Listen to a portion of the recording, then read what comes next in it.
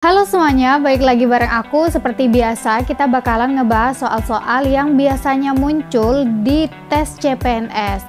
Nah, kali ini kita bakalan ngebahas soal TKP atau tes karakteristik pribadi yang biasanya keluar di SKD CPNS.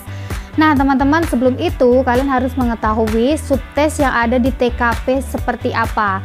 Yang pertama, seperti adaptasi. Biasanya soal adaptasi ini teman-teman menguji kemampuan kamu untuk menyesuaikan diri dengan perubahan dan situasi baru. Nah, yang kedua teman-teman, ada soal orientasi pelayanan yang dimana soal ini mengukur seberapa besar komitmen kamu untuk memberikan pelayanan terbaik kepada masyarakat.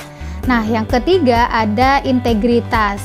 Soal di integritas ini teman-teman menguji seberapa besar kamu memegang teguh nilai-nilai kejujuran dan etika dalam bekerja. Selanjutnya ada soal profesionalisme. Nah, dalam soal ini menilai sikap kamu dalam menjaga standar kerja yang tinggi dan berperilaku sesuai dengan etika profesional. Yang terakhir ada soal kemampuan dalam tim. Nah, soal ini teman-teman menguji kemampuan untuk bekerja sama dengan orang lain dalam mencapai tujuan bersama. Jadi seperti apa sih soal-soalnya? Langsung aja kita bahas soal yang pertama. Yang pertama, rekan saya meminta saya memalsukan tanda tangan presensi.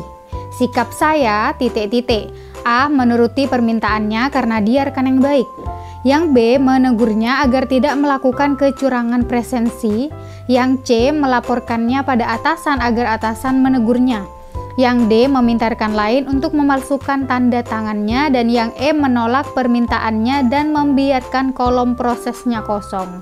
Nah teman-teman, biasanya dalam soal TKP ini jawabannya rata-rata semuanya hampir mirip dan hampir sama. Jadi kalian harus mengetahui yang tadi, yang aku bilang tadi, subtes itu, dan soal ini masuk ke subtes yang mana. Nah, dalam soal ini rekan saya meminta saya memalsukan tanda tangan presensi sikap saya, di mana dalam soal ini kita diminta untuk berintegritas, di mana dilihat nilai-nilai kejujuran kita. Jadi yang paling benar jawabannya adalah B, menegurnya agar tidak melakukan kecurangan presensi. Soal yang selanjutnya, ketika gagal mencapai sesuatu yang diinginkan, maka saya A, mencari dengan seksama siapa yang turut bertanggung jawab terhadap kegagalan saya tersebut. B, mengambil waktu untuk menenangkan diri. C, bersedih hati. D, melakukan introspeksi diri dan memperbaiki kekurangan penyebab kegagalan. E, meminta bantuan orang-orang terdekat. Nah, teman-teman, kira-kira jawabannya apa? Ya, jawaban yang paling benar adalah D, melakukan introspeksi diri dan memperbaiki kekurangan penyebab kegagalan. Karena jawaban-jawaban yang lain itu tidak mungkin ya, masa iya kegagalan kita harus mencari yang turut bertanggung jawab terhadap kegagalan tersebut. Jadi yang benar jawabannya D teman-teman. Sudah sejak lama saya berusaha untuk memperbaiki kelemahan diri, tetapi belum juga tampak hasilnya. Pada akhirnya saya A, dengan terpaksa menerimanya. B, menerimanya dengan sedikit kekecewaan. C, menerimanya dengan lapang dada. Dan D, membenci diri sendiri. E, meratapi diri sendiri. Nah, di sini pertanyaannya sudah sejak lama saya berusaha untuk perbaiki kelemahan diri, tetapi belum juga tampak hasilnya. Yang A, dengan terpaksa menerimanya. Yang B, menerimanya dengan sedikit kekecewaan. Yang C, menerimanya dengan lapang dada. D, membenci diri sendiri. Dan E, meratapi diri sendiri. Jadi teman-teman, pilihan jawaban yang tepat adalah C, menerimanya dengan lapang dada. Jika suatu rencana kerja terlihat rumit, maka A, saya tak mau repot-repot mencobanya. B, saya khawatir jika mencobanya dan gagal. C, saya berani mencobanya setelah mempertimbangkan resikonya. D, saya minta pendapat istri, yang penting saya coba dulu. E, yang penting saya coba dulu. Nah, teman-teman, di sini pertanyaannya, jika suatu rencana kerja terlihat rumit, apa yang harus kita lakukan gitu ya? Yang paling benar di sini teman-teman jawabannya adalah E, yang penting saya coba dulu gitu ya. Karena setiap pekerjaan pasti ada resikonya dan kalau gagal itu bisa menjadi pengalaman. Soal yang selanjutnya, Anda ditugaskan oleh atasan untuk memimpin sebuah tim kerja. tim Anda akan menjalankan sebuah program yang terbilang tenggat waktunya cukup ketat. Akan tetapi, anggota tim kerja yang Anda pimpin memperlihatkan sikap yang cenderung tidak peduli dengan tugas masing-masing yang diemban. Sikap Anda seharusnya, nah ini merupakan soal kemampuan dalam tim ya teman-teman. Yang A, melaporkan kepada atasan atas sikap anggota tim yang tidak serius dalam menjalankan kewajiban mereka dalam tim sehingga bisa diberikan teguran dan sanksi. Yang B, saya akan serius dan fokus bekerja. Yang terpenting, bagian kewajiban saya dalam program tersebut terselesaikan dengan baik, anggota tim akan malu bisa kalah tekun dari saya. Yang C, mengingatkan anggota tim yang kurang serius dalam mengerjakan kewajibannya dan sampaikan bahwa bila mereka masih tidak peduli pada tanggung jawabnya, maka saya akan mengeluarkan mereka dari tim kerja. Yang D, membagi tugas secara adil dan disesuaikan dengan kemampuan serta kompetensi masing-masing anggota tim. Yang E, mengingatkan anggota tim agar mereka sadar akan menyelesaikan tanggung jawab yang diemban dan terus memotivasinya agar fokus dalam bekerja. Nah teman-teman, dalam soal ini yang D sama yang E itu sama-sama benar sih sepertinya. Tapi pertanyaannya, sikap yang harus kita lakukan adalah D, membagi tugas secara adil dan disesuaikan dengan kemampuan serta kompetensi masing-masing anggota tim sehingga mereka bisa mengerjakan tugas-tugasnya. Jadi mereka tidak lalai mengerjakan tanggung jawabnya ya teman-teman. Yang perlu kita lakukan terlebih dahulu adalah membagi tugas secara adil yang sesuai kemampuan mereka gitu. Jadi yang paling benar jawabannya adalah D. Selanjutnya, sepanjang karir kerja Anda terlambat masuk kantor. A, sering sekali. B, jarang. C, tidak pernah. D, 1-2 kali. E, beberapa kali di masa lalu.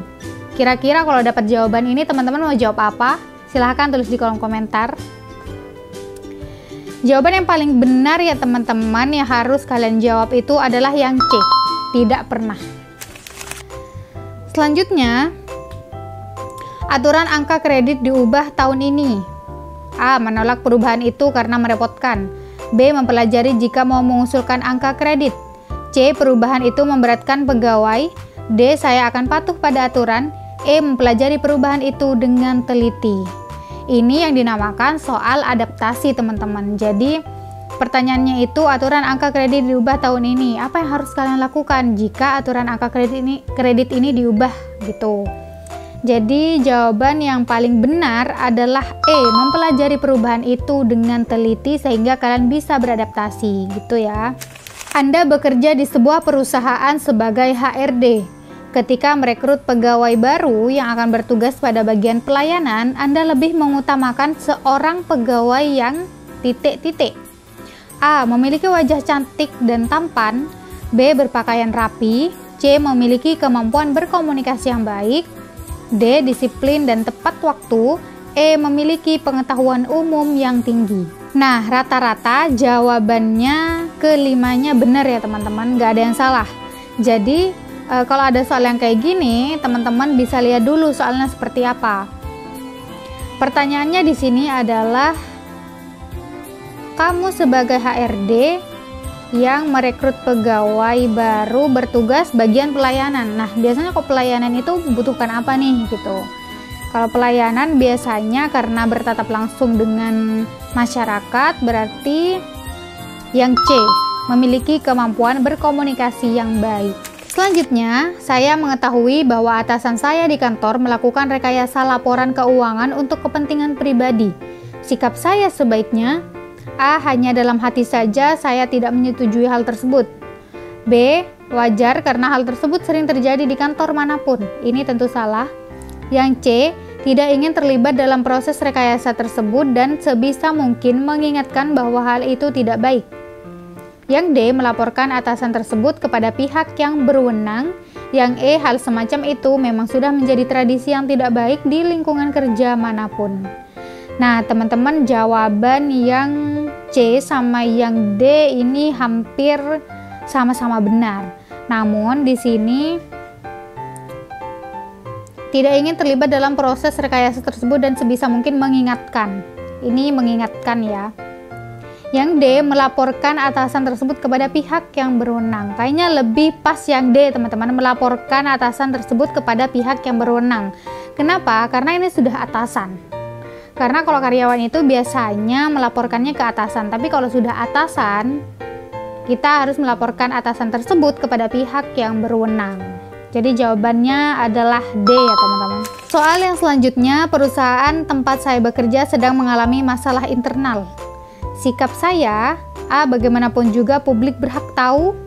Oleh karenanya saya beberkan masalah internal tersebut kepada publik. Ini salah. Yang B, saya berusaha memberikan gagasan pemecahan masalah kepada pimpinan sambil menjaga kerahasiaan masalah internal ini. C, biarlah pimpinan yang mengambil keputusan. D, saya tentu saja berusaha menjaga keamanan posisi saya agar tidak terusik. E, saya berusaha agar diri saya jangan sampai terkena imbasnya. Nah, soal ini perusahaan tempat saya bekerja sedang mengalami masalah internal. Bagaimanapun ya teman-teman, masalah internal itu harusnya, apalagi di kantor tempat kita kerja, tidak harus diumbar ke publik. Jadi yang paling benar jawabannya adalah yang B. Saya berusaha memberikan gagasan pemecahan masalah kepada pimpinan sambil lalu menjaga kerahasiaan masalah internal ini. Jadi yang paling benar adalah yang B.